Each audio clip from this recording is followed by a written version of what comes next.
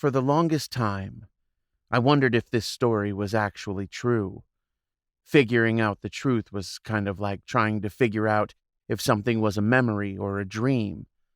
But now I finally have proof. This actually happened. The summer I was 8, my parents, sister, and I went to spend a few weeks at my grandparents' house in northern Maine. They lived about a mile from the nearest town, which had an old-fashioned cinema and a pizza place. They owned half an acre of land, inherited from my late great-grandparents. They were on the edge of a large lake with a large forest next door. My sister and I were ecstatic to go. My sister, let's call her Ruth, was 2 years older than me and had been there the summer before. It was my first visit.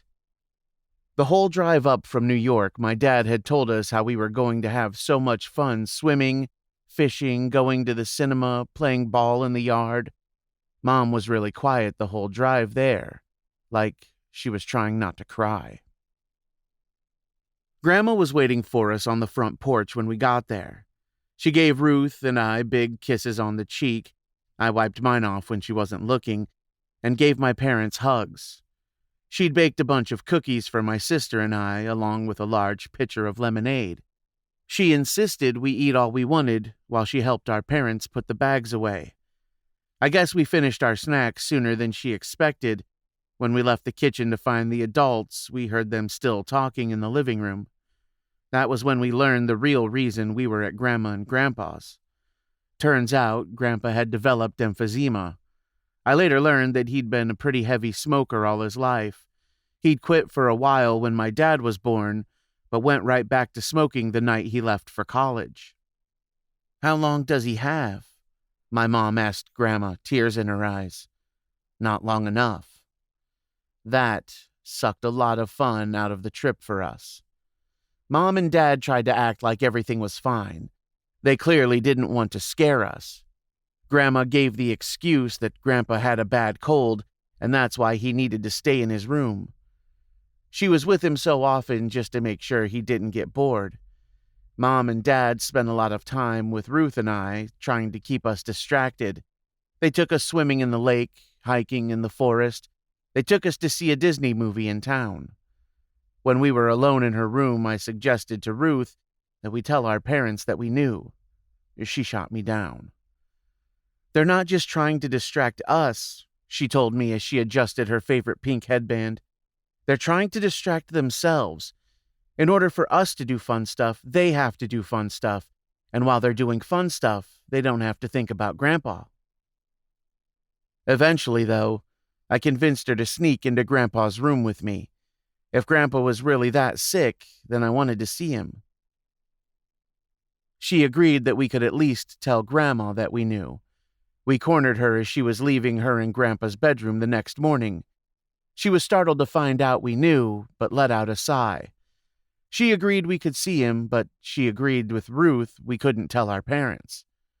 Grandpa was in bad shape. He was wearing oxygen tubes. He was a lot thinner than I remembered, and he was wheezing loudly. Still, seeing us brought a smile to his face. We tried to pretend everything was normal, talking to him about school, our friends, our favorite games and movies. However, when Grandma stepped out to get him some water, Grandpa leaned forward. "There's something I've wanted to give you both for a long while," he told us as quietly as he could. "Up in the attic. Your grandmother made them a long time ago. I want each of you to pick one. They'll keep you safe." Before we could ask what specifically he meant, he had to lean back as another coughing fit racked through him. Grandma scurried back in with a glass of water and shooed us out the door. Curiosity sent Ruth and I straight to the attic.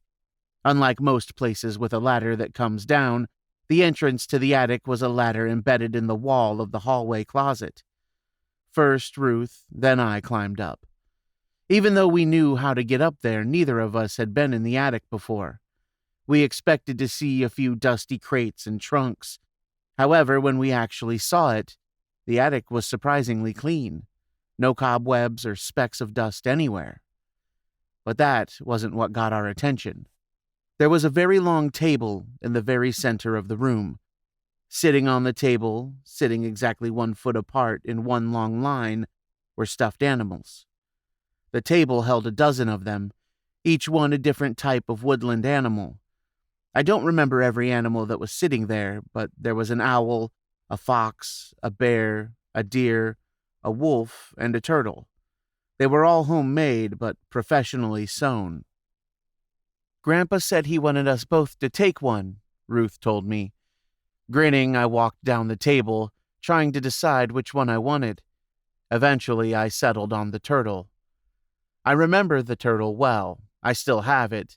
It's made of emerald green felt with black button eyes. I know anyone who saw Coraline might think of button eyes as creepy, but after all I went through that summer, I find them comforting.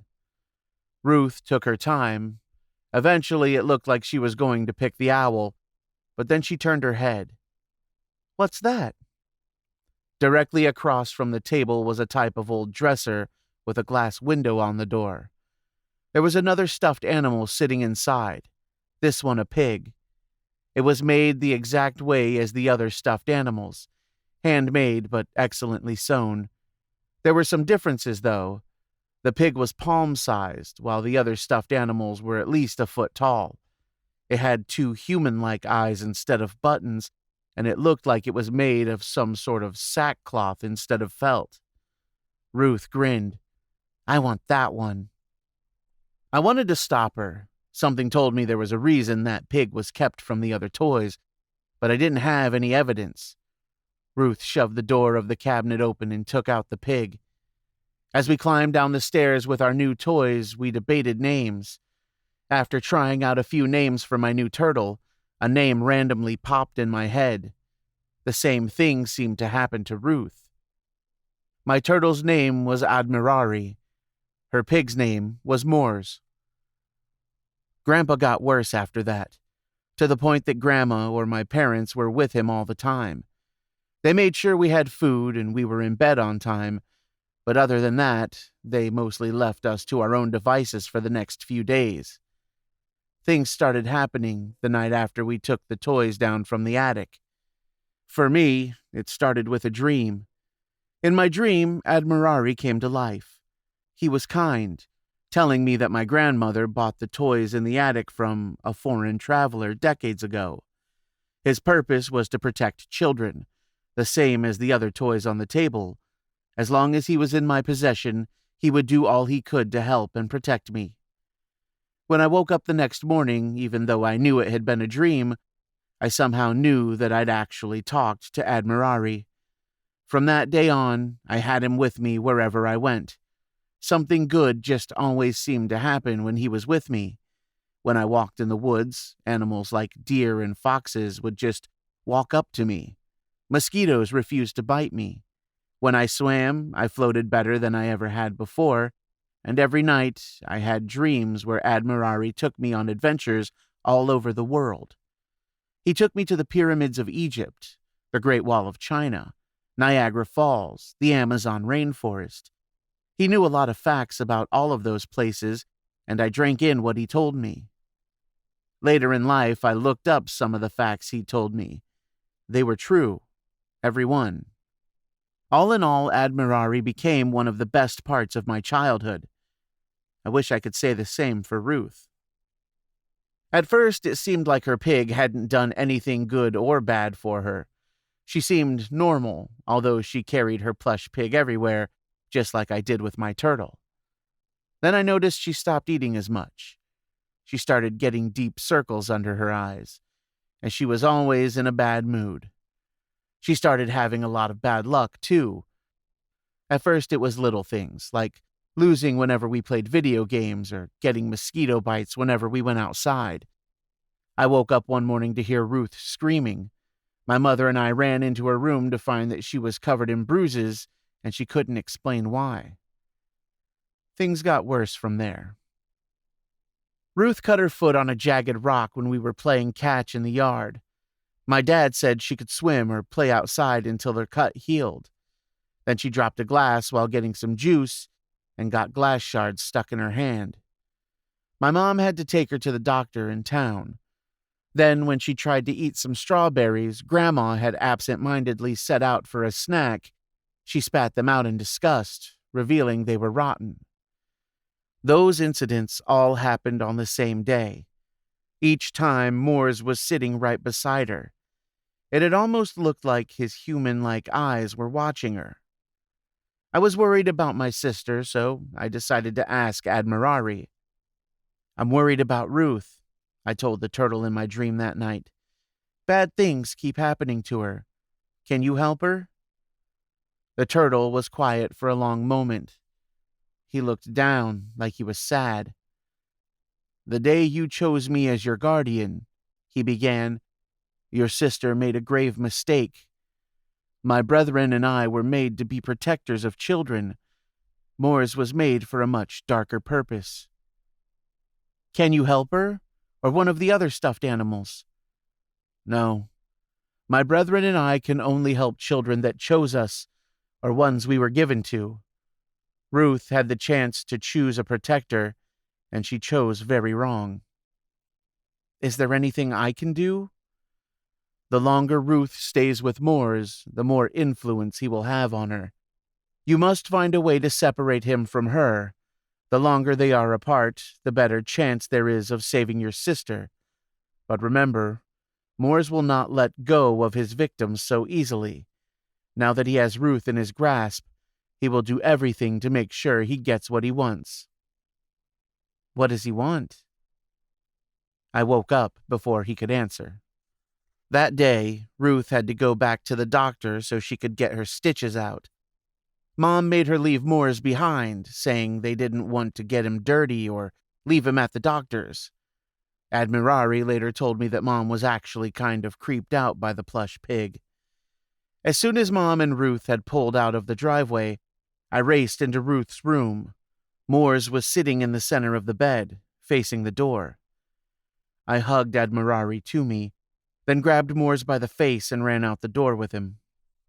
Admirari told me I had to get Moores as far from Ruth as I could, so I decided to leave him in the middle of the forest. So I ran as far into the woods as I could without getting lost. The whole time I felt some sort of discomfort in the hand that held the pig. First it was small, like an itch, then a cramp. Finally it was like a burning sensation was going from my fingers to my shoulder. By that point, I decided I'd gone far enough into the woods. I dropped him onto a rock and ran back to the house. The pain in my arm stopped as soon as I dropped the pig. I hugged Admirari as I ran, hoping, begging that my sister would be safe now. I expected my sister to yell when she got home and went up to her room. After all, she'd been as close with Moores as I was with Admirari. When she didn't scream or yell, I peeked into her room. Moores was sitting on her bed again, like he'd never left. I swear he was smirking. I didn't go near Moores or my sister for the rest of the night. Had I known it would be our last night together, I wouldn't have left her side. That night, for the first time in a while, I didn't dream. Instead, after a few hours of sleep, I was woken up by a plush body hitting me in the head. I sat up to find Admirari on my pillow. He wasn't moving. He never moved outside my dreams, but he was staring at the window. I ran over to it and looked out. Ruth was walking through the yard, wearing a pink nightgown and no shoes. Moores was clutched in her arms, and there was a blank look on her face. She was walking towards the pond. I screamed for Ruth, and my screaming woke my parents. My memories of what happened next are a blur. Confused, scared adults, then running towards the lake. What I remember all too clearly, however, was a sickening splash, and Moores sitting on the deck. My parents screamed Ruth's name, and my father dove into the lake to try and find her while my mother wailed. I stayed on the shore clutching Admirari while crying. Grandma was the last one to come outside. I remember seeing the horror on her face when she, for the first time, saw her granddaughter's latest toy. "How did he get out?" They found Ruth's body 3 days later. The coroner said she died of drowning, but no one could understand why. She hadn't been concussed, and she had no history of sleepwalking. There was no reason why she should have walked into the lake. The stress of losing Ruth was the last straw for poor Grandpa. He died the same day they found Ruth's body.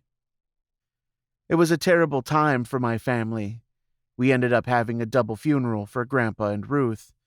I cried like a baby through it all.